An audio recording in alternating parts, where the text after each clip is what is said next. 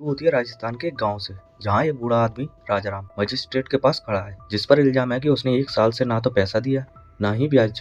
पर राजाराम उनसे थोड़ा और टाइम मांगता है। इतने में राजाराम की बहू कहती है कि ये कागज झूठे हैं जो रघुनाथ ने पेश किए हैं। पर मजिस्ट्रेट उसे ये कह के बाहर निकाल देता है कि अब हमें लुगाइयों की भी सुननी पड़ेगी, और फैसला सुनाता है कि राजाराम की पूरी जमीन रघुनाथ के नाम कर दी जाए। राजाराम गिड़गिड़ाता रहता है कि मेरे बेटे ने इस देश के लिए अपनी जान दे दी और मेरे पास बस यही एक जमीन का टुकड़ा है, वो मुझसे मत छीनो। पर मजिस्ट्रेट उसकी एक नहीं सुनता। उदास राजाराम अपने घर जाते हुए एक प्रोजेक्ट का फोटो देखता है, जिसके लिए एजेंट ने उससे बहुत बार कहा था जमीन बेचने को, पर उसने हर बार मना कर दिया, ये कहकर कि वो किसान है और वो अपनी जमीन नहीं बेचेगा, वो अपनी अगली पीढ़ी को अपनी जमीन देगा। अगली सुबह राजाराम एक लेटर लिखकर निकल जाता है घर से और नदी में कूदकर जान दे देता है। उसके कुछ साल बाद दिल्ली का सीन दिखाते हैं, जहाँ कोर्ट में एक केस चल रहा है, जहाँ एक बूढ़ा आदमी का वकील जज से कहता है कि मेरे क्लाइंट और उसके दुल्हन के बीच 19-20 उम्र का अंतर है। उनने शादी की, उसके 4 दिन बाद पता चला दुल्हन तो लड़का है, उसने मेरे क्लाइंट को धोखा दिया है जायदाद के लिए।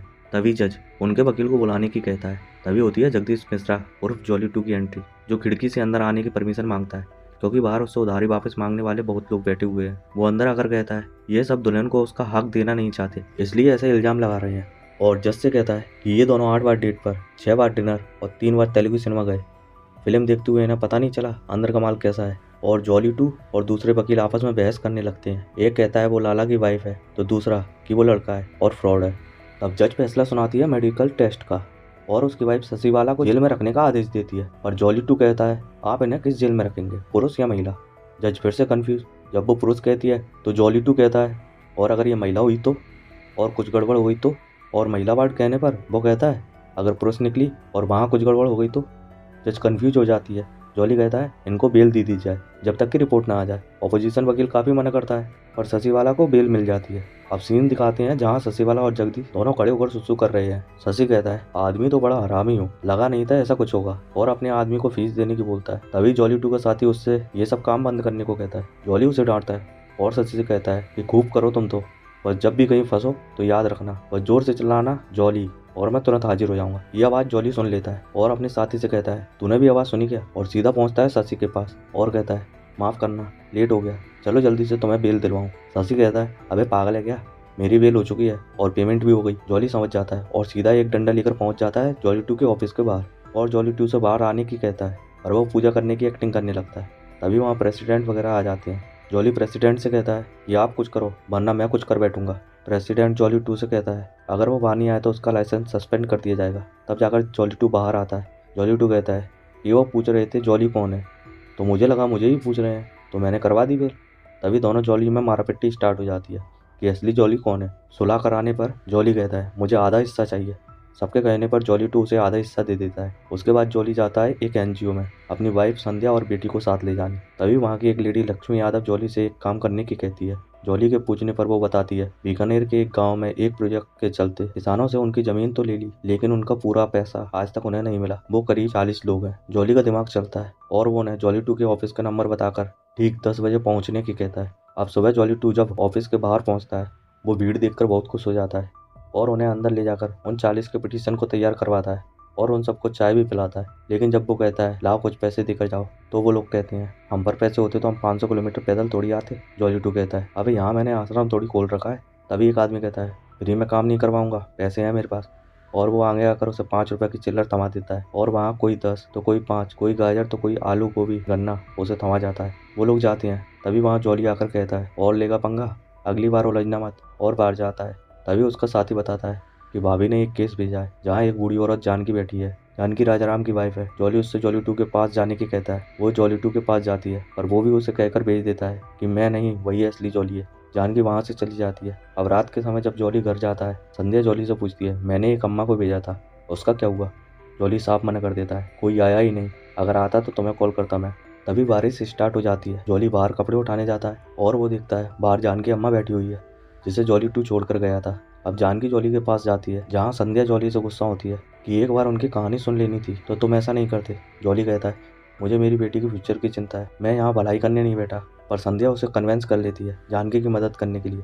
अब हमें कोर्ट रूम दिखाते हैं, जहाँ हियरिंग शुरू होती है जानकी सुंदरलाल वर्सेस हरिभाई की कंपनी के बीच, जहाँ हरिभाई के वकील को बुलाने पर जॉली 2 वहाँ आता है, जो सीधा पहुँच जाता है जज के पास और कहता है आशीर्वाद दीजिए जनाब। पर हमारा जज घबरा जाता है और दूर रहने को कहता है। जॉली 2 कहता है आशीर्वाद ही तो मांग रहा हूँ। जॉली कहता है अबे जब बोल रहे हैं तो पीछे आ जा। जॉली 2 कहता है अबे तू क्यों बोल रहा है, तेरे मामा लगते हैं क्या। जॉली कहता है हाँ देखो सर, आपको मामा कह रहा है। और आपस में बहस करने लगते हैं। जज उनको शांत करवा के कहता है यहाँ एक जॉली संभलता नहीं, ये दो दो। अबे क्या करूँ मैं। और कहता है मेरी हालत मुझे ठीक नहीं लग रही, और केस को अगले दिन के लिए टाल देता है। अब हमें हरीबाई को दिखाते हैं, जैसे श्रीवास्तव जाकर बताता है कि उसकी कंपनी पर धोखे से जमीन हथियाने का आरोप लगा है। और कहता है चिंता ना करें, मैं सब संभाल लूँगा। हरीबाई कहता है कुछ दिनों में प्रोजेक्ट स्टार्ट होने वाला है, कुछ गड़बड़ हुई तो याद रखना। अब सीन शिफ्ट होकर आता है जज के ऑफिस में, जहाँ वो दोनों जॉली को देता है रूल बुक और कहता है कोई भी रूल ब्रेक नहीं होना चाहिए। और कहता है एक टाइम पर मैं सबसे हेल्थी जज हुआ करता था। जॉली पूछता है फिर। जज कहता है फिर तू मेरी ज़िंदगी में आया और इतनी एंजाइटी इतना स्ट्रेस दिया कि मुझे हार्ट अटैक आ गया, पर मेरी वाइफ ने मेरी बहुत सेवा की और मैं बड़ी मुश्किल से रिकवर करने लगा। लेकिन फिर जॉली 2 पूछता है फिर क्या। जज कहता है फिर तू मेरी ज़िंदगी में आया। तभी जॉली 2 कहता है फिर से हार्ट अटैक आया। जज कहता है नहीं, फिर मेरी बीवी को हार्ट अटैक आया और वो चल बसी, लेकिन अब मेरी ज़िंदगी में इतने टाइम बाद फिर से खुशियाँ आई हैं और तुम दोनों फिर आ टपके। अगले दिन कोर्ट में पिटीशन फाइल होती है। जॉली कहता है कि रघुनाथ ने राजाराम की ज़मीन की फर्जी कागज़ बनाकर अपने नाम करवा ली। जॉली 2 कहता है कि राजाराम ने रघुनाथ से 75,000 का कर्ज लिया था इस ज़मीन पर, जिसे वो चुका नहीं पाया, और मजिस्ट्रेट ने ज़मीन रघुनाथ के नाम कर दी। और गांव में 4,260 किसान हैं, लेकिन धोखे से हथियाने की बात सिर्फ जानकी ने कही। बाकी सबने ये कहा कि उनको पैसे पूरे नहीं मिले, और इल्ज़ाम लगाता है लक्ष्मी यादव के एनजीओ पर कि उसने ही जानकी को लालच देकर यह पिटीशन फाइल करवाया है। जज जॉली की पिटीशन को रिजेक्ट कर देता है, जिससे जॉली भड़क जाता है और जॉली 2 को चोर कह देता है, और इन दोनों के बीच बहस शुरू हो जाती है। अब शाम को जॉली 2 पहुंचता है हरीबाई की पार्टी में, जहां वो श्रीवास्तव से उसका 25,000 का चेक क्लियर करवाने की कहता है, पर श्रीवास्तव उसे पार्टी एंजॉय करने की कहता है। तभी वहाँ हरीबाई आ जाता है और वो जॉली को अपने पास बुलाता है और उसकी तारीफ करता है। जॉली उसे उसका चेक क्लियर करवाने की कहता है, पर हरीबाई के पूछने पर 25 की जगह 50,000 रुपये बताता है। हरीबाई उससे कहता है सिर्फ उसके लिए काम करने के लिए, और जॉली के सैलरी पूछने पर उसे 50,000 डेली की तनख्वाह बताता है। जॉली 2 खुशी खुशी घर जाता है, पर घर के गेट पर बैठी हुई थी जानकी अम्मा, जॉली 2 और पुष्पा उससे उसके घर जाने के कहते हैं और कहते हैं उसकी फैमिली वाले परेशान होंगे। वो बताती है सब मर गए, कोई नहीं बचा अब मेरी फैमिली में, और उसको गांव की कहानी सुनाती है। राजाराम के मौत के कुछ दिन बाद गांव में हरीबाई आया, जहां उसने देखा कुछ लोग उसके विरोध में खड़े हुए हैं। पूछने पर उसे राजाराम के बारे में पता चला, तो वो गांव के सरपंच और एमडी से पूछता है कि ये उसकी वजह से तो नहीं हुआ। इकबाल कहता है कि राजाराम का अफेयर उसके बहू के साथ था, वो पकड़ा गया और इसलिए उसने सुसाइड कर लिया। हरीबाई उनसे किसी की बहू बेटी को बदनाम ना करने की कहकर राजाराम के घर पहुंचता है मिलने, और जानकी अम्मा को 10 लाख का चेक देता है। अम्मा वो चेक फाड़ देती है, और तभी उसकी बहू कहती है कि अगर कुछ करना है तो हमारी ज़मीन लौटा दो। हरीबाई जो कि अब भड़क चुका था उसकी बेइज्जती पर, वो कहता है ये फाड़ने से पहले कहती तो शायद कुछ हो सकता था, पर अब तो तुम्हें खाली करना पड़ेगी ये ज़मीन। और वहाँ से लौटते हुए मीडिया वाले उससे पूछते हैं कि चेक क्यों फाड़ा, क्या राजाराम की मौत में आपकी कंपनी का हाथ है। हरीबाई कहता है कि उसकी बहू और हरिपाल का नाजायज संबंध था। हरिपाल एक दिन पकड़ा गया और शर्म से सुसाइड कर ली। अब ये न्यूज़ हवा की तरफ फैल जाती है और अगले दिन उसकी बहू भी सुसाइड कर लेती है। जानकी अम्मा की स्टोरी सुन जॉली 2 सीधा पहुंचता है श्रीवास्तव के पास और कहता है तुमने मुझे पूरी बात क्यों नहीं बताई। तभी वहाँ हरीबाई आ जाता है और उससे बुलाकर उसका केबिन दिखाकर कहता है कि कहाँ पड़े हो चक्कर में, यहाँ कोई नहीं है तुम्हारी टक्कर में, बोलो कितना चाहिए, ज़िंदगी जियो और मज़े करो। जॉली 2 उससे उसकी आधी संपत्ति देने की कहता है, 1900 करोड़, और कहता है जानकी अम्मा ने तो मुझे आधी कमाई दे दी, अब तुम दो तो बोलो। और सीधा वहाँ से जाता है जानकी अम्मा के पास, जहाँ जॉली उसे रोक लेता है। जॉली 2 उससे कहता है मुझे बस माफ़ी मांगना है उनसे, मैंने गलती की है, और जॉली वो मिलना नहीं चाहती कहता है। तभी जानकी अम्मा वहाँ आकर उससे बात करती है और उससे माफ़ कर देती है और कहती है वो बहुत ताकतवर है, मुझे दोनों की मदद चाहिए। अब सीन शिफ्ट होता है विक्रम पर, जिसे हरीबाई ने उसका केस लड़ने लंदन से बुलाया है।